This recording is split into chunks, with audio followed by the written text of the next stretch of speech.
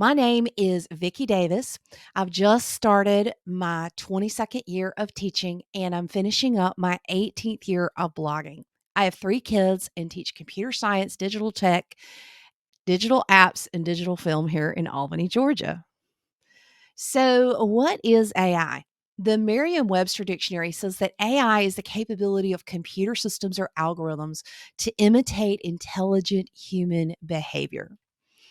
First, artificial intelligence has been around for quite some time, and you've probably used it even though you didn't know it. It started with spell check, and then it offered to help you rephrase things. And algorithms determine what next video you might want to watch on YouTube. The AI is working when you talk to your Siri or your Alexa device, and it's also working when you use those filters on FaceTime or Snapchat. Everybody started talking about AI when OpenAI released something called ChatGPT last November 30th. The G stands for generative, which means it generates answers based on your prompts. The P stands for pre trained. It was trained by reading everything on the internet, both good and bad text, videos, podcasts, and more. And the T in GPT stands for transformer, which means it transforms each time it answers a question.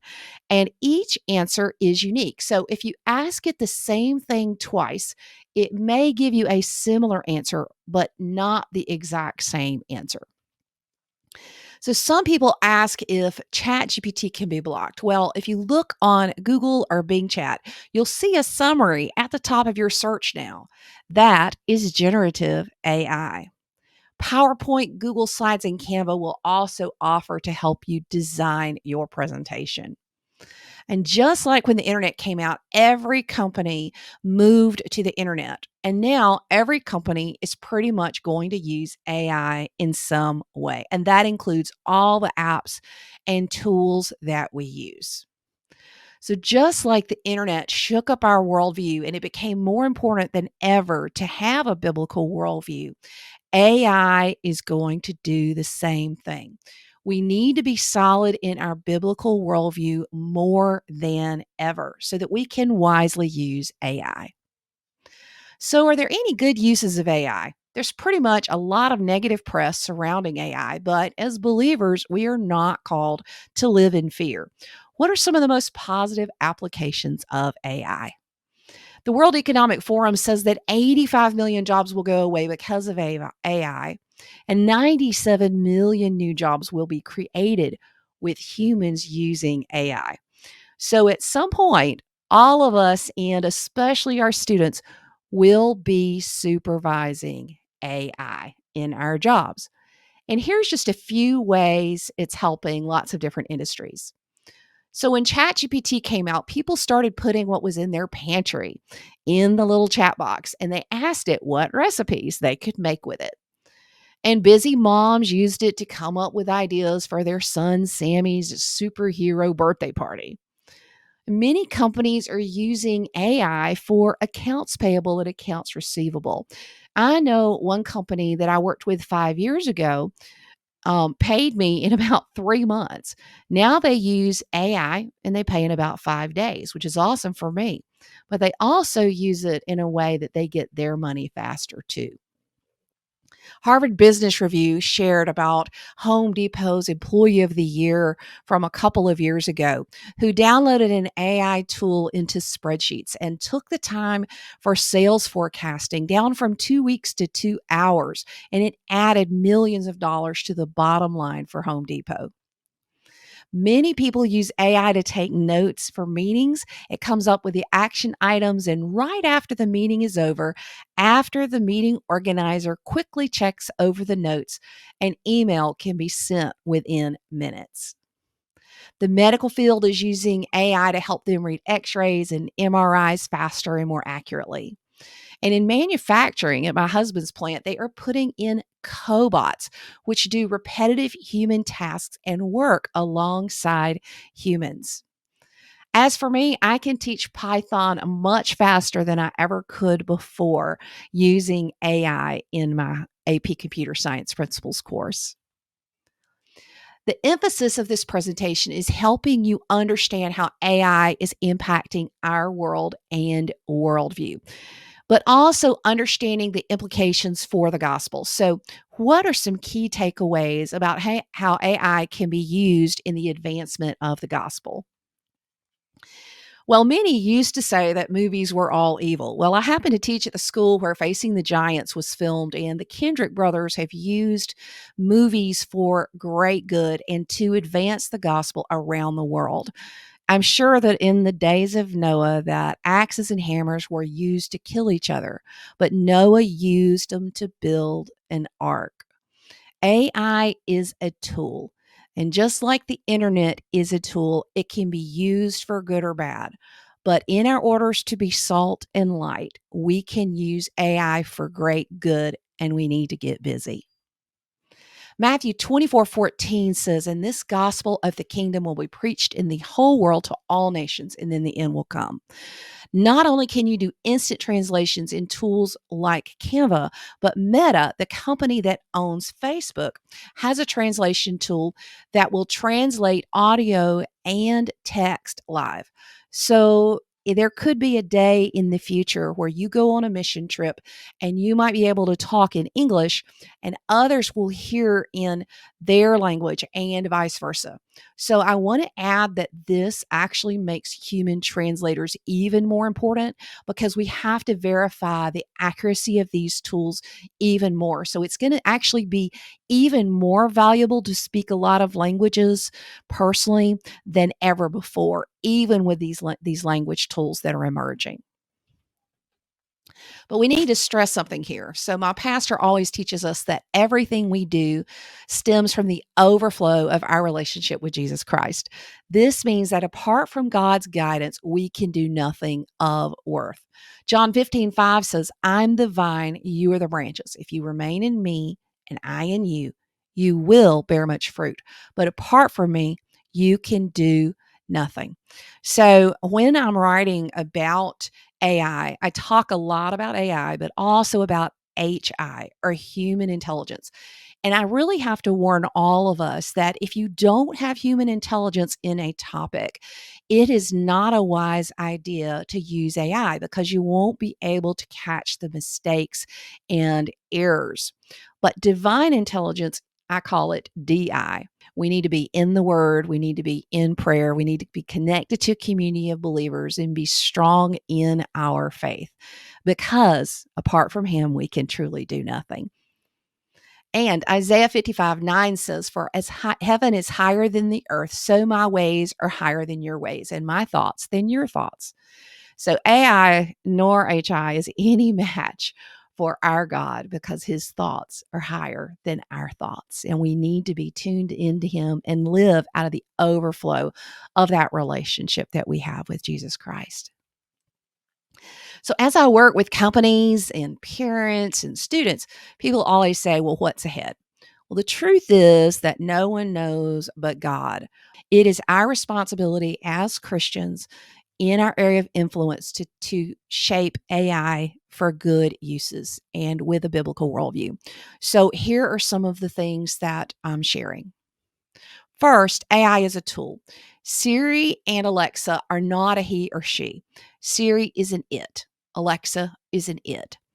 Children have a hard time with understanding what is real. I'm sorry, my device just talked to me.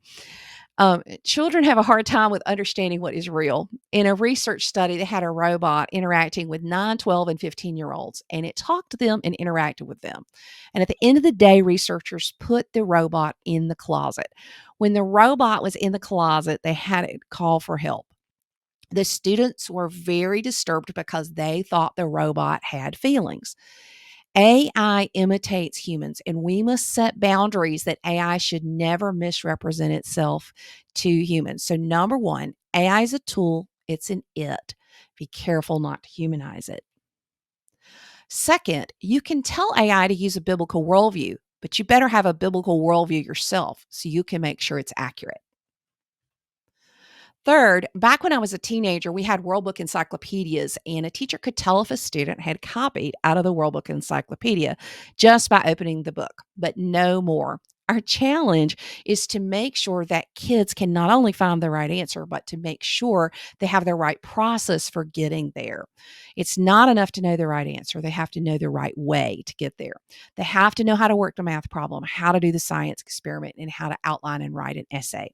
So we need to, number three, focus on making sure that students master the process of what they are learning and not just getting the right answer. Galatians 6:7 says, "Do not be deceived. God cannot be mocked. A man reaps what he sows." Schools that do not have AI policies are deceiving themselves because AI is being used by your students today. I can guarantee it. We have to be salt and light in our schools and actively change how we teach.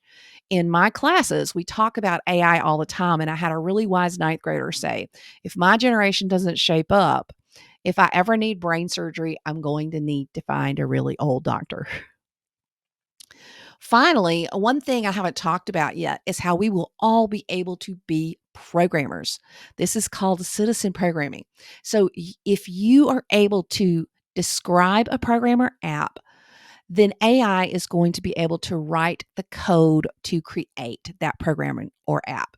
Now, you will still need people who can program to supervise the AI that writes the code, but this is why computational thinking needs to be taught at a very young age and up. I recently had a college class that taught me computational thinking at all ages. And yes, you can even teach this in kindergarten by having students describe the procedure just to even leave the room. Have them name step by step how they go from one place to another. This is part of computational thinking and being able to describe procedures. And there's a lot more I could talk about there. We will have AI tutors and AI chatbots will be reviewing spelling words with your second graders, and that will be helpful. But in the end, we are all accountable for anything that interacts with our children. And I advocate that we need to supervise any AI that our students are using. That is why AI tools like Conmigo are so interesting to me because they will not give kids the answer. They will coach them and help them learn that answer, but it's also transparent to parents how it's helping them. So that's a great tool I do recommend to parents currently. So, what do we tell parents? Parents want to help kids learn, but they don't know how to help kids with their homework. So, how should parents supervise homework in an age of AI so they know kids are getting a good education? First of all, there are three S's that I like to teach. Number one, show your work. Remember how when we had odd numbered problems in the back of the book and we couldn't just write those answers, we had to work out all of our math problems? Well, now with apps on cell phones, kids can take pictures and it can show them every single step. So we need to watch our kids working through those problems. Do they understand the process? And remember, GPT is terrible at math, so use a plugin like Wolfram Alpha instead. Number two, structure learning time. Create habits for homework time. And I recommend bringing it back to the kitchen table.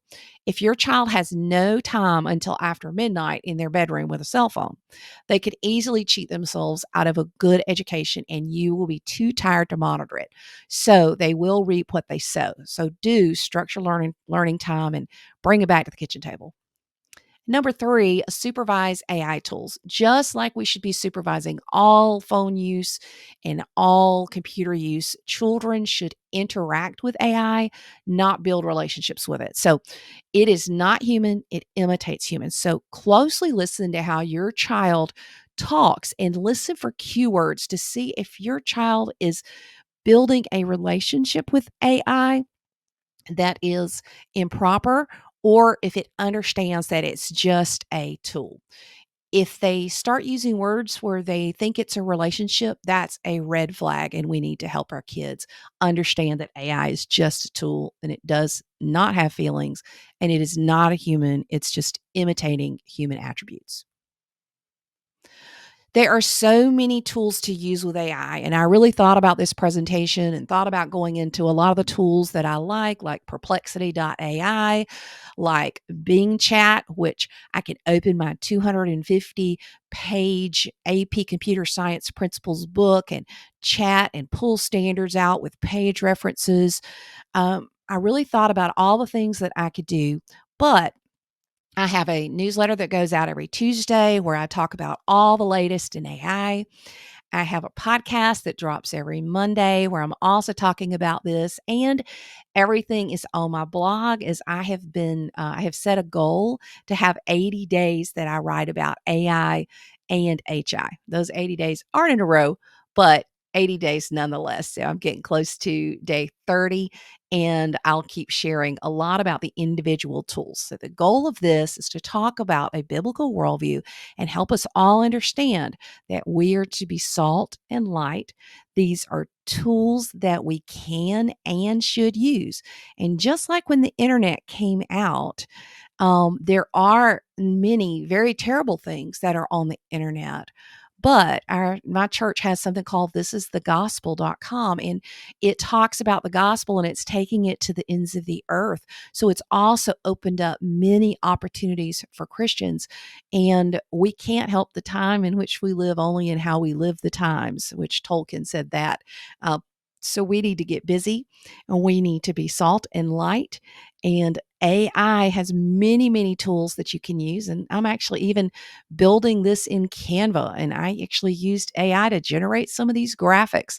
A lot of things are going on with AI, it's changing rapidly. And I hope this presentation helps.